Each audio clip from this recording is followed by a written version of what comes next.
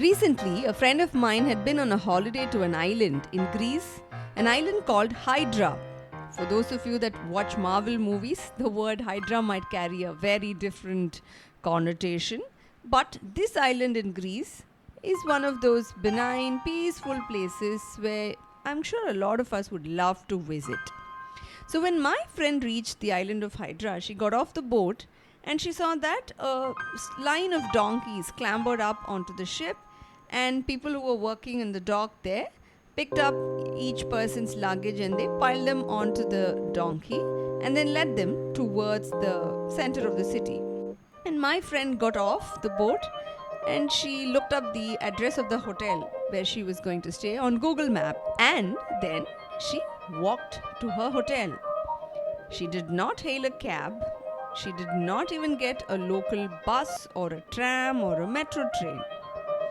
All she could do was walk around. In the event her legs gave away, she could climb onto a donkey which would take her there. All this because of a rule in the 1950s that no wheeled vehicle would ever be allowed on this island. Which means in this last 70 odd years, this is an island which has never seen a motorbike, a car, a train, absolutely nothing. The island Hydra is not alone in having banned wheeled vehicles altogether. In this episode, we're going to be talking about Hydra and more such curious places. And interestingly, how would any of us like to either visit such places or even live there? Hi there, you're listening to What's New Today, a kids and family podcast about current events shaping our world. This is your host Sangeeta from India, and in every episode I'm joined by curious children who could be from anywhere around the world to talk about interesting real life stories. In today's episode, I'm joined by... Hi, I'm Renee Agarwal. I'm 11 years old and I'm in grade 6. I study at SM Shetty International School and Junior College. I live in Mumbai, India. Hi, I'm Renee Agarwal from class 6. I'm 12 years old. I go to Emerald Heights International School. I live in Indore, India. Welcome to the show, both Anjana and Renee. It's a pleasure to talk about places in the world that may not have any vehicles.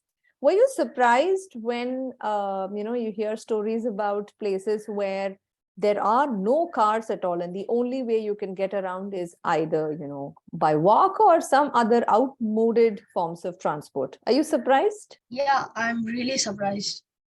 Have you ever visited such a place? No, actually I've not, but these places are said to be really beautiful and pristine. And I would really like to go to one of these places. They've remained pristine also partly on account of the fact that there are no vehicles. Awesome. So my first question is, so what do you think of this topic? Why do you think we're talking about a topic like this today? It will be interesting to know and learn about the places where pollution is less. Actually, since cars are heavy polluters, they contribute to more than 20% of the Earth's carbon dioxide.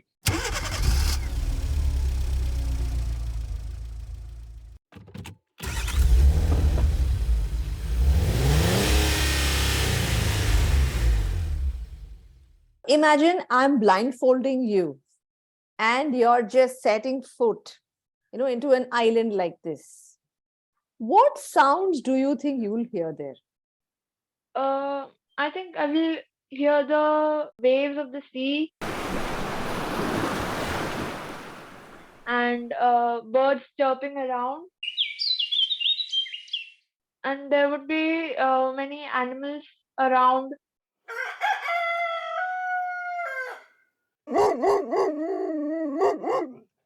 I think I would hear the windy sea, windy breeze. I would hear all the types of things you'd hear at the beach. Now, if you walk into the street of a place like this, what scenes do you think you will get to see? I think I can see crowded streets with people walking around. I think children would be playing around uh, on the streets.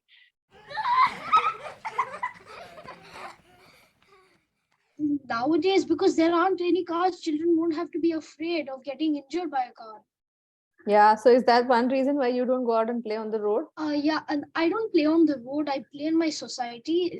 Sometimes it's a little dangerous because the cars go to and fro, even in the society. So it's a little dangerous if, say, you're riding your bicycle and you're listening to music at the same time.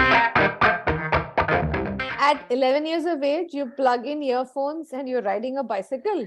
No. I don't do that. It's just for other people who do it. It's a little dangerous. I've seen other children do it. There are about 3,000 people who live on this island that I just described. Would you like to be one of them? I would like to be on that island because it would be much nicer and much pleasant than our crowded cities. I would like the beaches there. Well, cars are important for traveling long distances, but I would want to live in a place without cars. Do you think adults would be doing something different in a place like that compared to what they would be doing in a place with cars? You spoke about children who can go out and play. But would adults be doing something a little different? Because in these kind of places, cars are not allowed. Instead of going to work on cars, they can drive to work on bicycles. That would be a little change. So the difference is you'll find a lot more adults going on cycle than you would see now, no? Yeah. Okay. Are you okay if adults plug in their earphones, listen to music and cycle to work? Yeah, sure. That's okay. You've seen that your parents have a lot of apps on their phones, right? Yes. Which apps on your parents' phones would be completely useless in a city like that?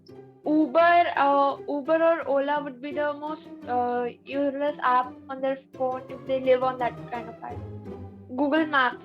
Okay, but do you think you might want Google Maps to walk from one place to another? No, we could ask the local people there. Yes, we'll actually start using our mouth and talking to other people when there are no vehicles. So we don't even need Google Maps. That's such a brilliant point. Yeah, I love that. Yes. Okay. Any other apps you can think of that would be completely useless? Yeah, Swiggy and Zomato would also be useless because we would have to go to the place and eat. Flipkart and Amazon would also be useless. So there are people who visited these kind of places also tell us that they often see adults who might meet each other and greet each other and might be standing literally in the middle of a road and catching up with some friend whom they haven't met in a really long time. People are so relaxed because there is no fear of, a vehicle coming and hitting you, and you seem to have a little bit more time in your head just because you're not seeing vehicles buzz by past you. They say that you find people take time out to meet and greet other people.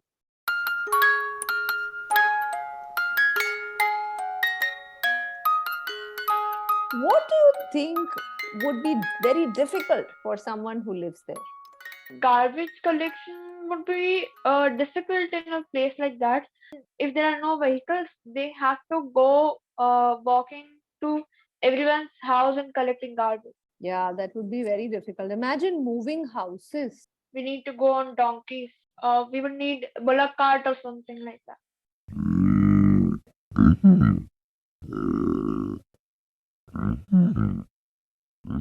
People who live there would access everything on foot. For this, they must be physically strong. Say they're old or unwell, then going to a hospital or clinic would be really difficult. And I guess in case of fires, fire engines won't be allowed in that area or won't be able to go in the area. So people, I guess, will literally have to carry buckets to douse out the fire or resort to animals like donkeys or horses to carry the buckets for them. Yeah, that is absolutely correct. Have you learned how to ride a bicycle? Yes. My father taught me. I would sit on the bicycle and he would hold me tight at the back and I would just pedal it. And then he would just leave and I thought that he's still holding, so I will keep pedaling. And then he told me that I was not with you. So I was like, why weren't you with me? What if I fell down? So that's how I learned. That's how you learn. That's how all of us learn. That's a secret. Yes. Of course, you know what? When I learned, I remember that my father and my mother, either one of them would be there and they would push. I mean, they'd come running along and at some point they'd stop running along, right? I'd keep on pedaling, I'll go ahead. And then I inevitably fell down at some point. And I used to fall on this big bunch of dried fern that would be on the side of the road. And it's almost like I would wait till I reach that point and only then I would fall down. Like I won't fall down on Yes. the street. When I was really small, I used to ride my bicycle with training wheels. I was really afraid of riding it on normal wheels. So one of my friends, he was in class 8, I think, and I was like in class 1 at that time. He tried to take me on a ride on his bicycle that didn't have training wheels on it, and I fell down and I bruised my knee really bad. After that, I was really afraid to get on the bike again. But then after that, my parents literally pushed me into riding a bike again. I had to be independent, and I finally rode a bike. And I started riding a bike like 2 years ago.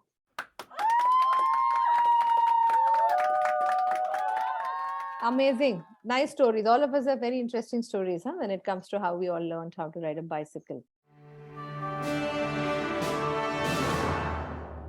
Now, with that, we'll come to the quiz section. Quiz time. Here's my first question for you. There's an island in Michigan. It's called the Mackinac Island. This island does not allow any cars. And it's been this way all the way since 1898. They've banned cars on this island in the United States. Can you think of any 2 ways by which people might be getting around in this city? In winter, they would be using sledges, Sledges. and in summers, they would be using bullock carts. Perfect. I think they would be getting around in cycles and walking. Second question. There's a city in Belgium called Ghent. And that city has also banned cars, private vehicles in most parts of the city. And when you meet people there, they say that the air here tastes better. Why do you think they might say that? Because there are no vehicles which pollute the environment there. The air would be really fresh. And my last question, can you name one island in Greece where vehicles have been banned since the 1950s? That's Hydra. Hydra. Brilliantly done. And before we wrap up today's episode, I'm a little curious about children going about listening to podcasts. Do you even find the idea of listening to podcasts fun? Or do you do it because, somebody forces you to? Well, originally I didn't actually like listening to podcasts, but after my teacher had uploaded one of our podcasts, I just fell in love with the podcast. I loved it so much. It gives me so much knowledge, and now I've learned so many things that I didn't even know before. Anything that's really interesting that comes to your mind about, something you learned from an episode on What's New Today? Well, I have learned that cheetah's grip is basically like a football grip, as in like the football shoes has that grip under, it's basically like that. Oh, I'm thrilled that you remembered that piece of information. And when we did record that episode, even I found it quite fascinating that the cheetah's claws work like the studs on our football boots. They give them that extra grip while sprinting. Renee, I know a lot of children do rely on devices from their parents, when they have to listen to podcasts. How comfortable is that for you? My mom is okay with me listening to the podcast because every morning when I wake up, I tell her about the night previous what I listened on the podcast. I am thrilled to hear that these podcasts are such great starters for family conversations. Wow! And before we end today's episode, I leave all of you with a very interesting riddle. And here's the fun part. You can answer this riddle right here on Spotify. If you go right down below the show notes, you'll find the question there and you can click reply and leave your answer. And so here's the riddle. I'm like a train, but I'm not as long. I run on tracks, but I am not as strong. I move through the city. Can you guess my name quickly? Were you fascinated by this island Hydra and many other such places in the world where wheeled vehicles have been absolutely banned? I hope you enjoyed this banter between Renee, Anjaneya and I and had fun along the way. Well, if you did, please do click follow, subscribe and do leave us a rating and a review. I'd love to know how much you enjoyed this episode.